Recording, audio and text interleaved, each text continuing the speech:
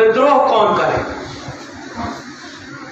तो ये सवाल वही पूछ सकता है जिसके जहन में विद्रोह आ चुका है, अब वो अपने जैसे और विद्रोहियों को खोज रहे हैं। तो आज इस सभा में जितने लोग बैठे हुए हैं, निश्चित रूप से मैं इन सबको विद्रोही ही मानता हूं। अब हमारे लिए एक चुनौती आ गई है कि जो ऑलरेडी विद्रोही है उसके सामने क्या हम कोई नया विकल्प पेश करेंगे। एक सजग जागरूक समाज हमारे सामने मुखातिब है, लेकिन फिर भी यहां खड़े होकर के बोलने का अर्थ यह कतई नहीं होता है कि वक्ता श्रोताओं से ज्यादा काबिल या हुनरमंद है। अक्सर हमारे सामने बैठे हुए लोग हमसे ज्यादा अनुभवी, हमसे ज्यादा विचारवान और हमसे ज्यादा दूरदृष्टि रखने वाले होते हैं। मगर कई बार जिन लोगों की तस्वीरों के लिए सुभाष जी भी कह रहे थे कि 200 साल बाद उनकी तस्वीरें लगा करके देश के कोने कोने में उनके बेटे को लोग याद करेंगे, यह बात अगर उस पिता को महसूस हुई होती तो शायद वो ब्राह्मणवादियों के प्रभाव में अपने पिता और बहू को घर से बाहर नहीं निकालते, उनकी मदद करते। तो आज उन तस्वीरों की विरासत हमारे पास है कि हमें आप यहां पर आमंत्रित करते हैं और हम आपसे गुफ्तगू करते हैं। तो विद्रोह कौन करेगा अगर मैं विषय पर ही केंद्रित रहूं? तो सुभाष जी ने जो बातें कही है मैं उसे आगे बढ़ा रहा हूं। 2-3 बातें इन्होंने प्रमुखता से कही। पहली बात, विद्रोह वही करेगा जिसे महसूस हो गई विद्रोह की जरूरत। बिना विद्रोह के जो सत्ता समाज में हिस्सेदारी पर काबिज है वो तो विद्रोह का दमन करेगा ना, वो विद्रोह नहीं करेगा। वो नहीं चाहेगा कि हरियाणा के करनाल में कोई वाल्मीकि भवन बने, बामसेब के भीतर कैसे झगड़ा लगाया जाए वो तो ये कोशिश करेगा, यहां जो 4 लोग बैठे हों उनके भीतर कैसे झगड़ा लगाया जाए वो ये कोशिश करेगा। और हमारे यहां कनफुकवा गिरोह चलता है। मैं देखिए पूर्वी उत्तर प्रदेश से आता हूं, मैं हरियाणा में पहली बार बोल रहा हूं। अक्सर हम लोग पंजाब और हरियाणा को हरित क्रांति की जमीन के रूप में कहते हैं कि बड़ा ताकतवर जमीन, लेकिन मैं एक बात महसूस करता हूं कि मानवर कांशीराम को भी पंजाब से जो चेतना मिली, जो महाराष्ट्र से जो ऊर्जा मिली, वो उत्तर प्रदेश में साकार हुई। मैं तो इस रूप में देखता हूं राजनीति को। खैर ये एक बौद्धिक मंच है, तो मैं पहली बार यहां आकर के जो बात कर रहा हूं उसमें अपनी तरफ की कुछ यादें आपसे जोड़ रहा हूं कि हम लोग की तरफ भी चलता है कनफुकवा गिरोह होता है। हमारे यहाँ कुछ लोग होते हैं जब जो कर्मकांड की बात सुभाष जी कह रहे थे, मेरा मानना यह है कि जब समाज विद्रोह की चेतना को महसूस करेगा, जरूरत को महसूस करेगा तो विद्रोह अपने आप करेगा। इसलिए हमें यह बताने की जरूरत नहीं कि वो कैसे करेगा। बाबा साहब कहते थे कि गुलामों को गुलामी का एहसास करा दो, वो अपनी बेड़ियां खुद ब खुद तोड़ लेगा। तो हम तो उन्हीं के बारे में, हमें कोई नई बात नहीं करनी। हाँ, अब हमें करना यह होता है कि आज के हालात में जो नई पीढ़ी है, मैं तो ओबीसी समाज से आता हूं ना, और ओबीसी समाज के भीतर तो कई बार ये लगता है कि उनको शूद्र कह दो तो उनको अपराध बोध होता है, जैसे लग रहा है कोई पशु कह दिया। एक चेतना संपन्न समाज ओबीसी में भी है जो महसूस करता है ज्योतिबा फूले को, महात्मा फूले को, छत्रपति साहू जी को। और मैं तो अपनी सामाजिक न्याय की पाठशाला के जरिए जब पढ़ रहा हूं तो मैं तो एक लंबी विरासत देख रहा हूं पिछड़े समाज के लोगों की। साहू जी महाराज से लेकर के बिहार में 1930 में बना था त्रिवेणी संघ, अर्जक संघ काम कर रहा था उत्तर प्रदेश में, जिसमें समता की चाह नहीं, वह बढ़िया इंसान नहीं, समता बिना समाज नहीं, बिन समाज जनराज नहीं, ब्राह्मणवाद की क्या पहचान, गिटपिट बोले करे न काम, मानववाद की क्या पहचान, ब्राह्मण भंगी एक समान। तो ये वो ताकत थी। तो वो लोग तो हमारे पास विरासत के रूप में मौजूद हैं। पेरियालाल सिंह यादव, चंद्रिका प्रसाद जिज्ञासु, रामस्वरूप वर्मा जी, बिहार ललित बाबू जगदेव प्रसाद। बिहार ललित बाबू जगदेव प्रसाद ने क्या नारा दिया कि 100 में 90 शोषित हैं, शोषितों ने ललकारा है, धन धरती और राजपाट में 90 भाग हमारा है। तो ये जो 90 लोग हैं उन्हीं की जरूरत है विद्रोह की, उनकी जरूरत है विद्रोह। क्यों? क्योंकि उनमें ये बात कह दी गई, जो सोशलिस्ट पार्टी का एक नारा था ना डॉक्टर राम मनोहर लोहिया का, कि सन सोपा ने बांधी गांठ, पिछड़ा पावे 100 में 60। तो अब किया क्या गया है कि जिन समाजों की सांस्कृतिक और सामाजिक जड़ें मजबूत नहीं होती, उनकी राजनीतिक जड़ें बहुत दूर तक नहीं जाती। तो पिछड़े समाज के वो सामाजिक और सांस्कृतिक जड़ों से दूर कर दिया गया और उनको क्या कहा गया, तुम यादव, कुर्मी, कोयरी, कुम्हार, लोहार, बढ़ई, नाई नहीं हो, तुम क्या हो? हिंदू हो। तो गर्व से कहो तुम हिंदू हो। आबादी कितनी बताई गई? 85%। फिर भी वह धर्म क्या बताया गया? खतरे में है। तो पिछड़े समाज के लोगों जागो, क्योंकि हिंदू धर्म खतरे में। तो उनको हिंदू बनाया कैसे गया? उनको अपनी सांस्कृतिक जड़ों से काट करके। उनको पता ही नहीं लगने दिया गया कि महात्मा फूले ने शूद्र और अतिशूद्र के नाम पर गुलामगिरी में क्या क्या लिखा है। जिन घरों में एनिलेशन ऑफ कास्ट यानी जाति का विनाश, गुलामगिरी होनी चाहिए थी, उन घरों में रामचरितमानस और गीता पहुंचाया गया, ताकि जिनको विद्रोह की जरूरत है वो कभी जीवन में विद्रोह न कर सके। यह सबसे बड़ी चुनौती है। और आज आपकी चुनौती ये ना, सर कह रहे थे कि भाई घर के कोने में मंदिर बनाते। अरे भाई, दुनिया में विज्ञान ने तकनीक दी ना, आप जितना कपड़ा पहने हो एक भी किसी धार्मिक किताब के फॉर्मूला से नहीं बना। जितने लोग मोबाइल चला रहे हैं इसका फॉर्मूला किसी धार्मिक किताब में नहीं। धर्म की किताबों में तो क्या लिखा था? पृथ्वी केंद्रित ब्रह्मांड है। दुनिया में जो सबसे बड़ा धर्म उस जमाने में कहा था अपने को, बाइबल में लिखा है कि पृथ्वी के अंदर ब्रह्मांड है। गैलीलियो ने जब दूरबीन का आविष्कार किया तो उसका तो गिलोटिन की सजा दे दी गई कि तुम तो धर्म की किताब के खिलाफ जा रहे हो। और हम जिस देश में हैं वहां की धर्म की किताबों को तो पूछिए ही मत। दुनिया भर में मनुष्य के पैदा होने के एक ही फार्मूला है। हमारे यहाँ कोई मुख से पैदा हुआ, कोई भुजा से पैदा हुआ, कोई जंघे से पैदा हुआ, कोई पैर से पैदा हुआ। ये धर्म की किताब में लिखा। हमारे यहाँ धर्म की किताब में लिखा है कि एक बच्चा जो छोटा सा था, पेड़ के पीछे से लाल रंग का फल दिखा तो वो उड़ करके उस फल को खा गया। वो फल क्या था? सूरज। सूरज को खा गया एक बच्चा। एक दलित कवि हुए, उन्होंने लिखा भोजपुरी में, मेरी जबान भी भोजपुरी, उन्होंने लिखा कि जब सूरज हो धरती से कई गुना बड़ा, तो हनुमान जी के घोट के कहाँ रहना खड़ा। इसका तर्जुमा ये है कि अगर सूरज पृथ्वी से कई गुना बड़ा है तो हनुमान जी जब उसको खा गए तो खड़े कहाँ थे। ये चेतना हमारे यहाँ पहले से। तो इन धर्म की किताबों ने आपको गुलाम बनाया, मानसिक गुलाम बनाया। उन्होंने कहा आपको आज यहाँ पीने के लिए दूध नहीं है, खाने के लिए घी नहीं है। उन्होंने कहा स्वर्ग में दूध दही की नदियां बहती हैं। अब यहाँ के दुख दर्द को आप भूल गए। इस धरती पर शोषण कौन कर रहा था? धर्म और राजा। और इन दोनों ने एक दूसरे को कहा कि ये धरती पर देवता के अवतार है। ये पंडित जी हैं, ये तो उनके अवतार हैं। ये बोली कौन सी बोलेंगे? संस्कृत देववाणी। और आपको क्या बोलने को कहा जाए? पाली, प्राकृत, भंस और देशी भाषाएं। तो गुलामी तो वहां से चली आ रही है। गुलामी यहां से है। गुलामी दरअसल मानसिक है। और वहां से गुलामी होते हुए जब यहां आई तो मोबाइल जब बन गया, कंप्यूटर जब बन गया, तो हमारे यहाँ विज्ञान से बनी हुई चीज में हम लोग जन्म कुंडली मिलाना शुरू किए थे। घोर वैज्ञानिक चीज, उस पर जन्म कुंडली बना रहे थे। गाड़ी खरीद के ले आते हैं 4 व्हीलर, जो फैक्ट्री में बनी है, जो विज्ञान की देन है, और उसको ले आकर के उस पर स्वास्तिक का चिन्ह, उस पर आरती उतार रहे हैं।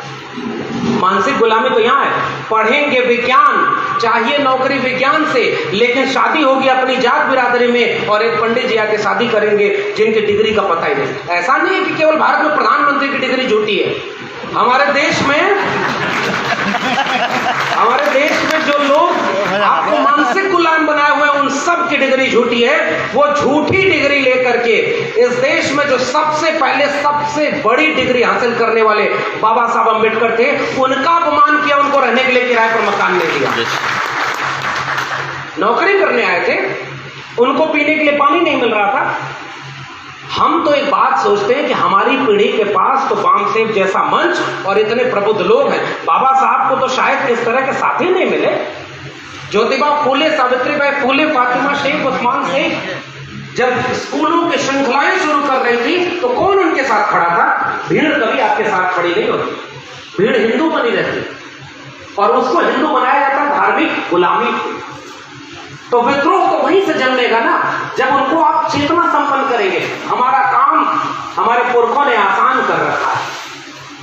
अभी जब हमारे मित्र एक किताब दे रहे थे संत परंपरा के कवि की, एक देशन भाषा की, तो मुझे याद आया कि हमारे यहाँ तो पहला विद्रोह तथागत बुद्ध ने किया था और तथागत बुद्ध ने उसी समय कह दिया था कि यह पूरी की पूरी व्यवस्था, धार्मिक व्यवस्था घोर ब्राह्मणवादी है, हम इसका विरोध करते हैं और इसको नकारते हैं। विद्रोह की परंपरा तो तथागत बुद्ध से शुरू हुई, लेकिन जिनसे विद्रोह किया था उनकी चालाकी देखिए।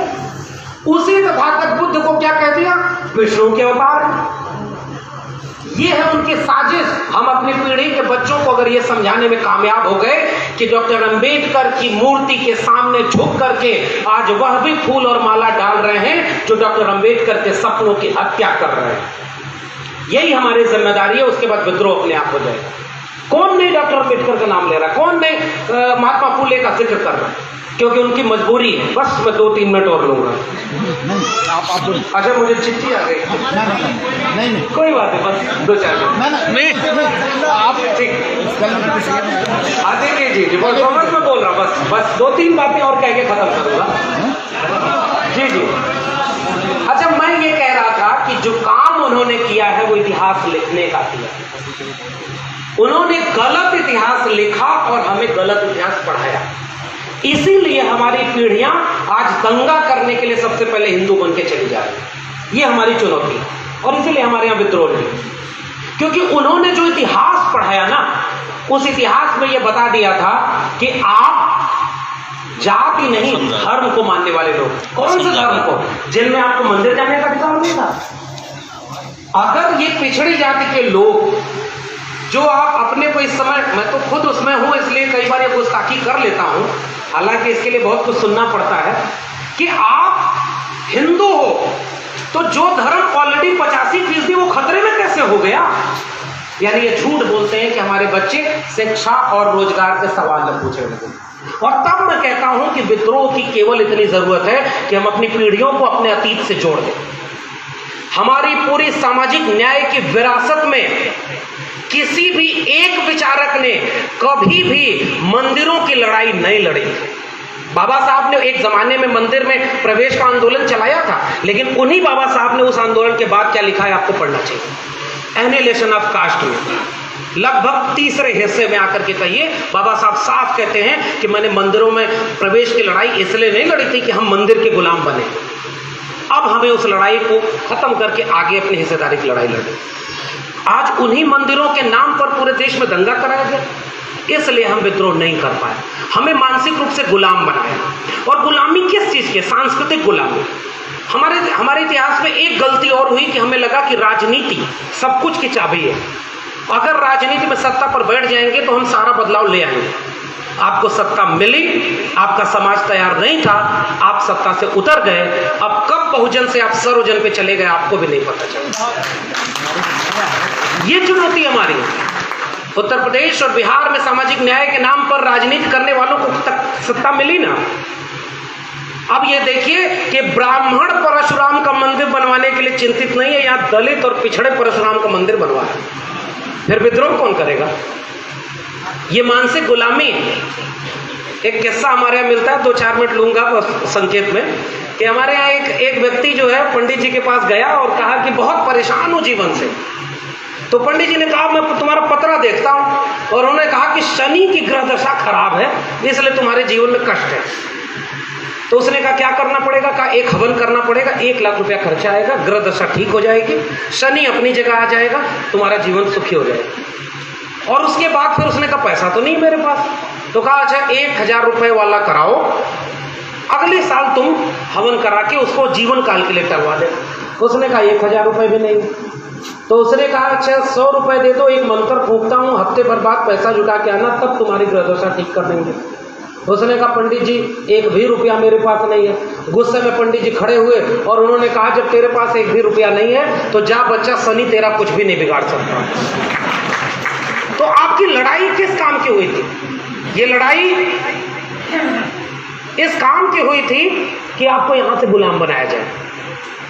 वो एक आदमी पेड़ पर चढ़ गया खजूर के और ऊपर से देखा तो उसे डर लगी, तो उसने कहा हनुमान जी मुझे सही सलामत नीचे उतार दीजिए, घर जाकर के 1 किलो लड्डू चढ़ाऊंगा। थोड़ी देर बाद वो आधा उतरा तो कहा हनुमान जी पैसे की थोड़ी कमी है, आधा किलो। थोड़ा और उतरा तो कहा कि देखिए ऐसा है कि आपके यहाँ तो लड्डू चढ़ते रहते हैं, मैं 250 ग्राम चढ़ाऊंगा। और करते करते जब वो व्यक्ति नीचे जमीन पर उतरा तो कहा कि आप तो भगवान हैं, सब जानते हैं, न अब कभी जीवन में पेड़ पर चढ़ूंगा और न लड्डू।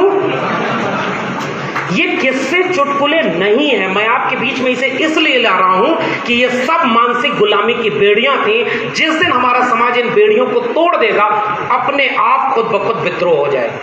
साहिर लोधियानवी ने एक बहुत मशहूर शेर कहा, जुल्म तो जुल्म है, बढ़ता है तो मिट जाता है, खून फिर खून है, टपकेगा तो जम जाएगा।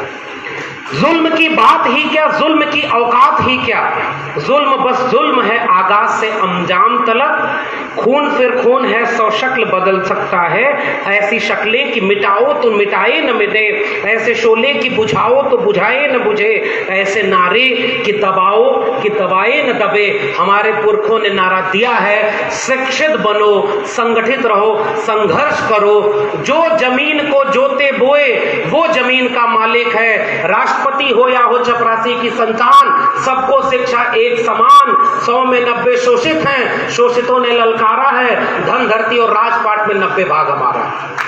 ये हमारे नारे हैं। और आज विद्रोह केवल इतने पर रुका हुआ है कि हमारी नई पीढ़ियां इन नारों को भूल गई। हमारी इस किताब में जब मैं पढ़ रहा था तो बिल्कुल सही इसमें आलोचना, और आपके अखबार में भी आलोचना की गई है कि बुद्धिजीवी समाज से कट गया। हम सारे एम्प्लॉइज लोग हैं, मैं भी दिल्ली विश्वविद्यालय में पढ़ाता हूँ, और हम लोग अपने समाज से कट गए। मेरे समाज में आज जाइए तो नए बच्चों को अब कोफ्त होती है, अगर उनसे कहिए कि आरक्षण खत्म किया जा रहा है तो वो कहेंगे आरक्षण खराब चीज है, हमको चाहिए भी नहीं। उनको पता ही नहीं कि आरक्षण क्या है।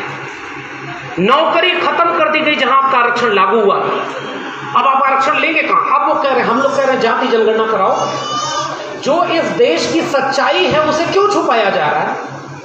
इस देश में जाति जनगणना इसलिए जरूरी नहीं है, दलित आदिवासियों की तो जनगणना होती है, पिछड़े तबके की जनगणना नहीं होती। तो हाँ, एक कुछ लोग कह रहे हैं कि इस देश में पिछड़े तबके के लोगों की जनगणना जरूरी है क्योंकि पता चले कितने लोग वंचित शोषित रह गए।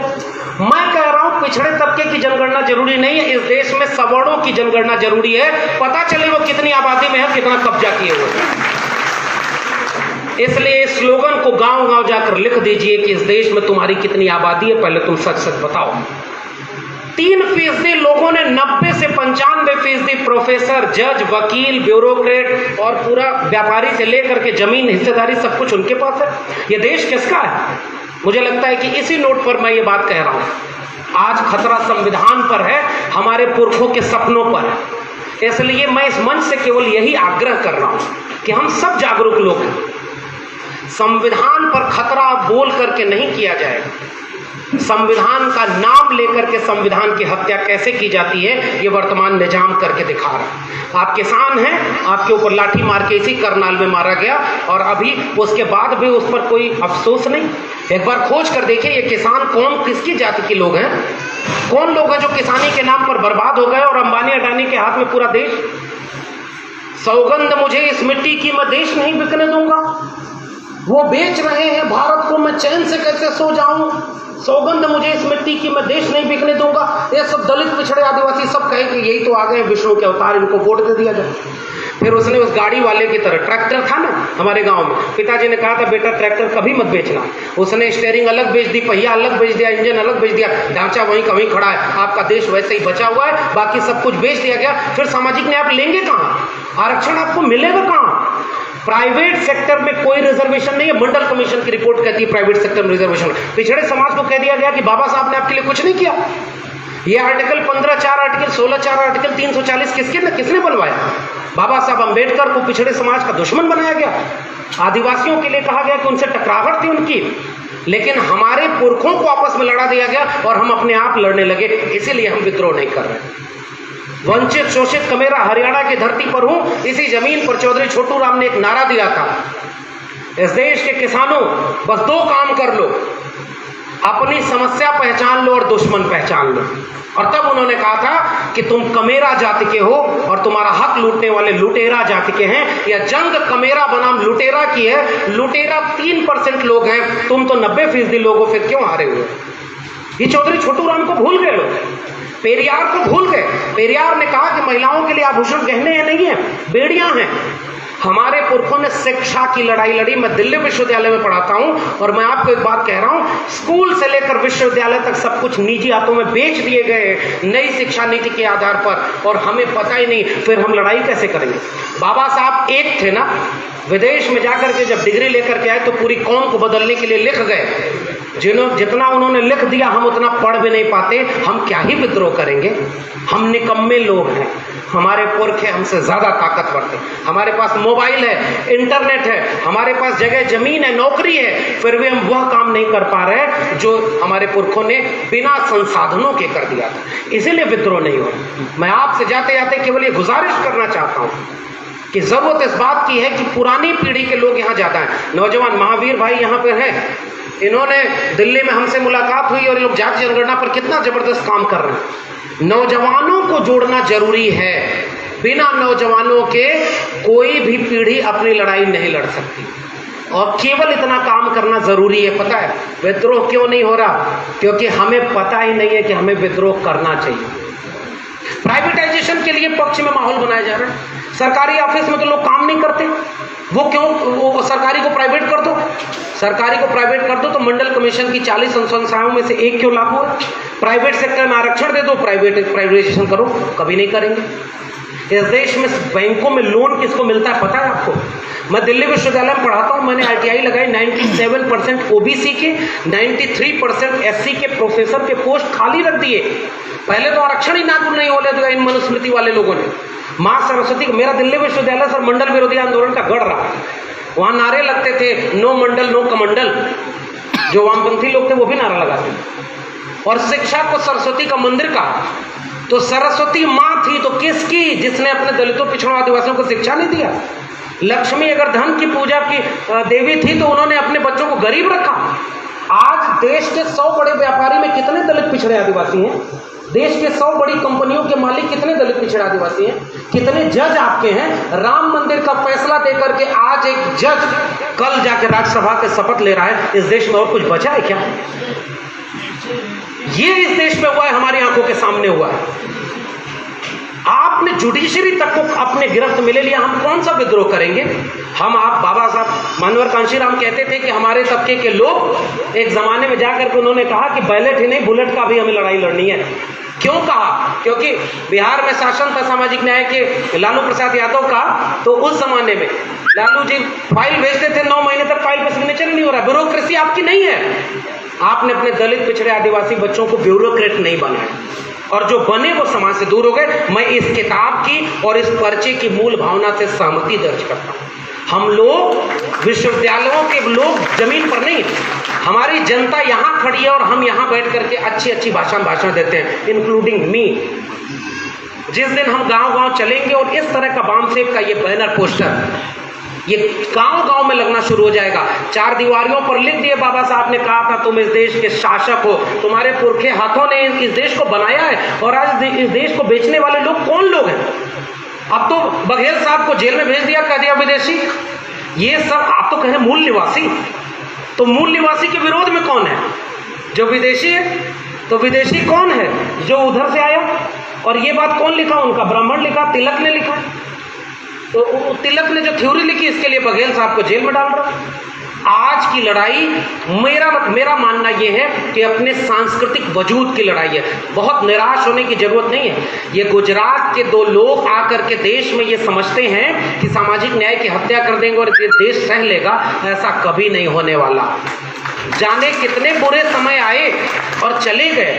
तानाशाही तो जब घोषित इमरजेंसी वाले की नहीं टिकी तो इनकी क्या टिकेगी। दुश्मन पहचानना बहुत जरूरी है। और मेरा मानना है कि अगर हम शिक्षा की लड़ाई लड़े, स्कूल, आपके सरकारी स्कूल में बच्चे हमारे घरों के पढ़ते हैं जो मिड डे मील के नाम पर पढ़ने जा रहे हैं, और प्राइवेट स्कूल में उनके घरों के बच्चे पढ़ रहे हैं, तो फेयर कंपटीशन कहाँ है। और जो दिल्ली विश्वविद्यालय जेएनयू के छात्रों और नौजवानों पर एफआईआर किया है, जेल में प्रोफेसर, हमारा समाज जब अपने प्रोफेसर और छात्रों को नहीं बचाया तो अपने लिए विद्रोह क्या करेगा।